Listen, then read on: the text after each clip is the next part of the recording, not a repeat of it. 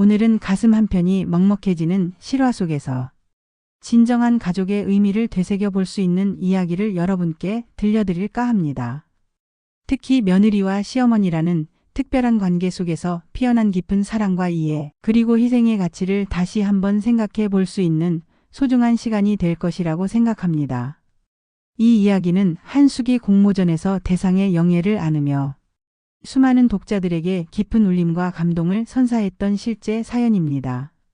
제 나이 11살 한창 부모님의 따뜻한 보살핌과 사랑이 절실했던 어린 시절에 갑작스럽게 아버지가 돌아가셨습니다. 제 아래로는 여동생이 하나 있었죠.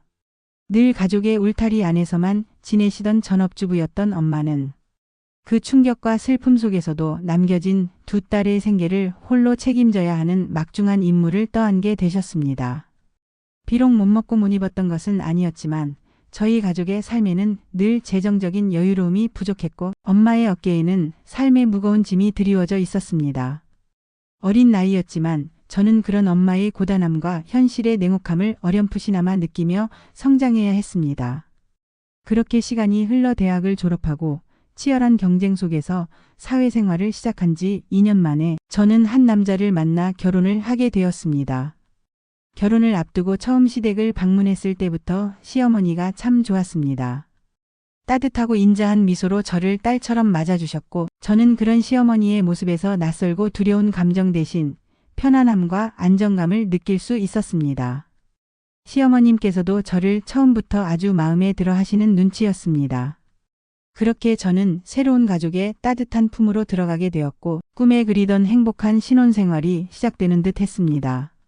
모든 것이 순조롭고 아름답게 흘러갈 것이라고 믿었습니다. 하지만 인생은 언제나 예측 불허의 순간들을 안겨주곤 합니다. 행복은 그리 오래가지 못했습니다. 결혼한 지 만 1년이 채 되지 않았던 해 10년 전의 일이었죠. 제게 너무나 소중한 존재인 친정엄마가 암 선고를 받으셨습니다. 하늘이 무너지는 듯한 충격과 절망감이 저를 덮쳤습니다. 사랑하는 엄마의 건강도 걱정이었지만 동시에 막대한 수술비와 입원비에 대한 현실적인 걱정이 제 머릿속을 가득 채웠습니다. 갓 결혼한 새댁에게는 감당하기 힘든 너무나도 버거운 현실이었죠. 저는 용기를 내어 남편에게 조심스럽게 이 비극적인 소식을 전했습니다. 남편은 제 손을 꼭 잡으며 걱정 말라고 내일 당장 어떻게든 돈을 융통해 볼 테니 오늘은 아무 생각 말고 푹 자라고 따뜻하게 위로해 주었습니다. 그 한마디가 얼마나 큰 힘이 되고 위로가 되었는지 지금도 잊을 수 없습니다. 다음 날 아침 저는 엄마를 입원시키기 위해 친정으로 향했습니다. 그런데 엄마는 선뜻 병원에 입원하려 하지 않으셨습니다. 얘야, 엄마가 마무리 지어야 할 일이 몇 가지 있으니 4일 후에 입원하자꾸나.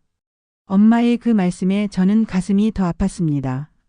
집에 돌아오는 버스 안에서 저는 하염없이 눈물을 흘렸습니다.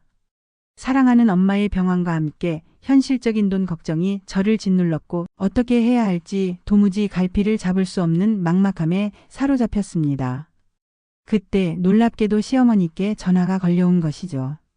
지은아, 너 혹시 울고 있니? 울지 말고 내일 딱 3시간만 시간 내 다오. 시어머니의 차분하면서도 단호한 목소리에 저는 참았던 서러움이 북받쳐 올라 더 큰 눈물을 흘렸습니다. 하지만 시어머니의 말씀에 따르기로 했습니다. 다음 날 시어머니와의 약속 장소에 나갔습니다. 시어머님은 말없이 저를 무작정 한의원으로 데려가셨습니다. 미리 전화로 예약을 해두셨는지 원장님께서는 저를 보시더니 간병하셔야 한다고요? 라고 물으셨습니다. 제 맥을 짚어보시고는 정성껏 따린 몸에 좋은 약을 한 제 지어주셨습니다. 그리고는 저를 백화점으로 데려가셨죠. 솔직히 속으로는 당장 엄마의 병원비 걱정에 아무것도 손에 잡히지 않는데 쇼핑이라니 죄송하고 답답한 마음이 들었습니다.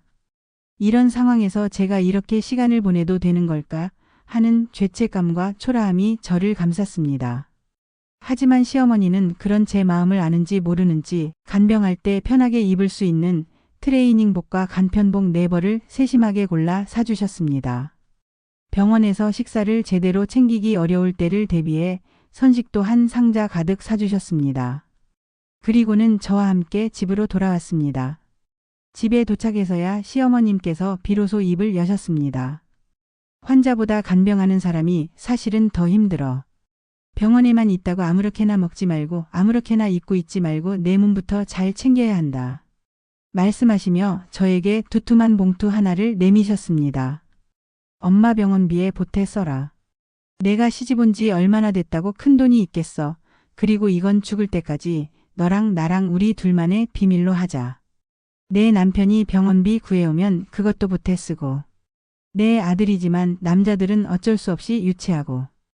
애 같은 구석이 있어서 부부싸움 할 때 꼭 친정으로 돈 들어간 거 한 번씩은 얘기하게 돼 있어. 그러니 우리 둘만 알고 가슴속에 묻어두자. 저는 한사코 그 돈을 마다했지만 시어머님은 끝끝내 제 손에 봉투를 꼭 쥐어주셨습니다. 저도 모르게 그 자리에서 무릎을 꿇고 시어머님께 기대어 엉엉 울고 말았습니다. 봉투 안에는 2천만 원이라는 상상하기 힘든 큰돈이 들어 있었습니다. 그 순간 저는 시어머니의 깊은 사랑과 저를 배려하는 따뜻한 마음에 다시 한번 감동했습니다. 단순히 돈의 액수가 아니라 저의 상황을 이해하고 헤아려 주시는 그 깊은 마음에 눈물이 멈추지 않았습니다. 친정엄마는 그 도움으로 무사히 수술을 받으시고 힘든 치료 과정을 거치셨습니다. 하지만 삶의 시간은 누구도 거스를 수 없는 법, 이듬해 봄 끝내 엄마는 영원히 제 곁을 떠나셨습니다. 병원에서는 오늘이 고비라고 말했습니다. 제 눈에서는 쉴 새 없이 눈물이 흘러내렸습니다. 저는 슬픔 속에서 남편에게 전화를 걸었고 문득 시어머님 생각이 났습니다. 저도 모르게 울면서 시어머니께 전화를 드렸습니다. 시어머님은 제 전화를 받으시자마자 한 걸음에 달려와 주셨습니다. 늦은 밤 시간이었음에도 불구하고 남편보다 더 빨리 병원에 도착하셨습니다. 엄마는 이미 의식이 없으셨습니다. 저는 엄마의 귀에 대고 마지막 말을 속삭였습니다. 엄마, 우리 시어머니 오셨어요. 엄마 작년에 엄마 수술비 어머님이 해주셨어요. 엄마 얼굴 하루라도 더 볼 수 있으라고. 엄마는 아무런 미동도 없으셨습니다. 그것은 당연한 결과였습니다. 시어머님께서는 지갑에서 무언가를 주섬주섬 꺼내 엄마의 차가운 손에 쥐어주셨습니다. 그것은 바로 저와 남편의 결혼사진이었습니다. 그리고는 엄마의 귀에 대고 나지막이 말씀하셨습니다. 사부인 저예요. 지은이 걱정 말고. 아직 어린 사돈처녀 정은이도 걱정 말아요. 지은이는 이미 제 하나뿐인 딸이고요. 사돈처녀도 제가 혼수 잘해서 시집 잘 보내줄게요. 걱정 마시고 이제 편히 가세요. 그 순간 거짓말처럼 친정엄마가 의식 없는 채로 눈물을 한 줄기 흘리셨습니다. 엄마는 시어머니의 말을 듣고 계신 것이었습니다. 얼마 지나지 않아 가족들이 모두 모였고 엄마는 2시간을 채 넘기지 못하신 채 그대로 영원히 눈을 감으셨습니다. 망연자실한 채 오직 눈물만 흘리고 있는 저를 시어머님께서 따뜻하게 붙잡고 함께 슬픔을 나누며 울어주셨습니다. 시어머님은 제가 이제 그만 돌아가시라고 몇 번이나 말씀드렸음에도 불구하고 3일 내내 빈소를 한시도 떠나지 않고 함께 지켜주셨습니다. 저희는 친척도 거의 없었습니다.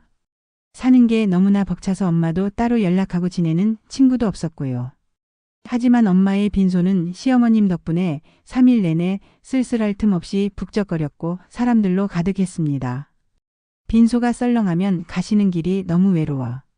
시어머님의 그 말씀은 제 가슴속에 깊이 박혔고 저에게 더할 나위 없는 큰 위로와 감동으로 남았습니다. 친정엄마가 돌아가시고 나서도 시어머님은 제 어린 여동생까지 살뜰히 챙겨주셨습니다. 명절이나 가족 외식 여행을 갈 때는 꼭 여동생을 챙겨 함께 데려가 주셨죠. 당신의 친딸처럼 아껴주셨습니다.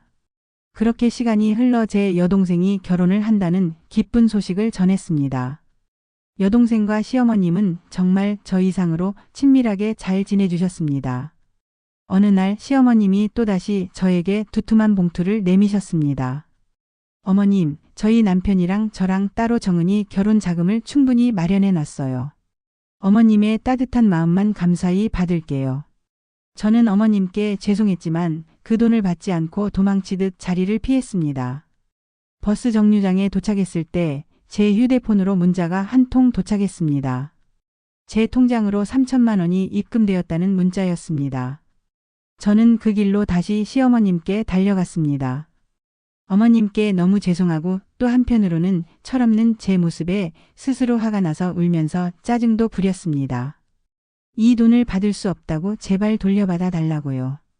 시어머님께서 그런 저를 꼭 안아주시며 함께 우시면서 말씀하셨습니다. 지은아, 너 정말 기억이 안 나니? 친정엄마 돌아가실 때 내가 약속드렸잖아. 어린 사돈처녀 혼수 잘해서 시집 잘 보내주겠다고. 나 이거 안 하면 나중에 내 엄마를 무슨 낯으로 뵙겠어? 내 엄마에게 한 약속인데 내가 어떻게 지키지 않을 수 있겠니? 시어머님은 친정엄마에게 홀로 하신 약속을 시간이 오래 지났음에도 잊지 않고 굳건히 지켜주신 것이었습니다. 저는 그날도 또다시 어머님의 깊은 사랑과 진심 어린 마음에 감동하여 엉엉 울었습니다. 시어머님께서 제게 따뜻한 미소를 지으시며 말씀하셨습니다. 순둥이 착해 빠져가지고 어디에 쓸고 이 세상에서 제일 불쌍한 사람이 누군지. 아니, 바로 도움을 주지도 그리고 받을 줄도 모르는 사람이야. 그리고 힘들면 힘들다고 솔직하게 얘기하고 울고 싶을 땐 마음껏 목 놓아 울어버려. 그렇게 해야 마음이 후련해지고 다시 일어설 힘을 얻는단다. 그 말씀은 제 가슴속 깊이 새겨졌습니다. 저를 친딸처럼 아끼고 사랑해 주시는 시어머님의 한없는 진심과 배려가 느껴졌습니다. 어느 날 제부될 사람이 우리 시어머님께 따로 정식으로 인사드리고 싶다고 하여 자리를 마련했습니다. 시부모님과 우리 부부 그리고 동생네 부부가 함께 저녁 식사를 하는 자리였습니다. 식사가 무르익어갈 무렵 시어머님이 시아버님께 은근하게 사인을 보내셨습니다. 그러자 아버님께서 잠시 머뭇거리시더니 조심스럽게 말씀하셨습니다. 초면에 이런 얘기를 꺼내는 것이 괜찮을지 모르겠지만 저희가 사돈처녀 혼주 자리에 앉았으면 하는데 사실 혼주 자리에는 우리 부부가 앉으려고 계획하고 있었습니다. 아버님은 계속해서 말씀하셨습니다.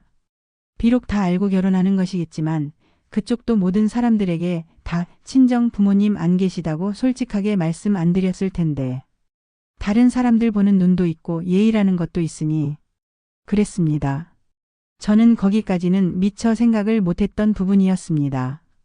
제 여동생네 부부는 너무도 감사하다며 아버님의 제안을 흔쾌히 받아들였습니다.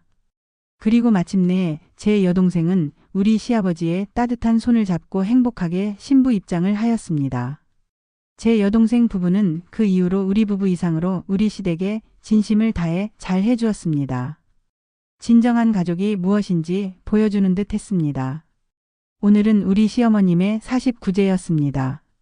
가족들과 동생네 부부가 함께 절에 다녀왔습니다. 오는 길에 동생도 저도 참 많이 울었습니다. 그리고 오늘 10년 전 어머님과 저 단둘이 했던 비밀 약속을 드디어 남편에게 털어놓았습니다. 그때 엄마의 병원비를 어머님께서 몰래 지원해 주셨다는 이야기를 말이죠. 남편은 한동안 아무 말 없이 저를 꼭 안아주었습니다. 그의 눈가에도 촉촉한 물기가 어린 것을 보았습니다. 시어머니의 한없는 사랑과 깊은 배려가 제 삶을 얼마나 풍요롭고 따뜻하게 만들었는지 다시 한번 가슴 깊이 깨닫는 순간이었습니다. 시어머니는 제게 친정엄마 그 이상의 소중한 존재였습니다. 이 이야기는 며느리와 시어머니라는 관계를 넘어 진정한 사랑과 희생 그리고 헌신으로 맺어진 가족의 의미와 그 깊은 가치를 우리에게 일깨워 줍니다. 여러분도 이 감동적인 이야기를 통해 우리가 미처 깨닫지 못했던 가족의 소중함과 조건 없는 사랑의 가치를 다시 한번 깊이 느껴보시길 바랍니다. 오늘 이야기가 여러분의 마음에 오래도록 잔잔한 감동과 따뜻한 여운으로 남기를 바라며 다음에도 더 따뜻하고 감동적인 이야기로 여러분을 찾아뵙겠습니다. 감사합니다.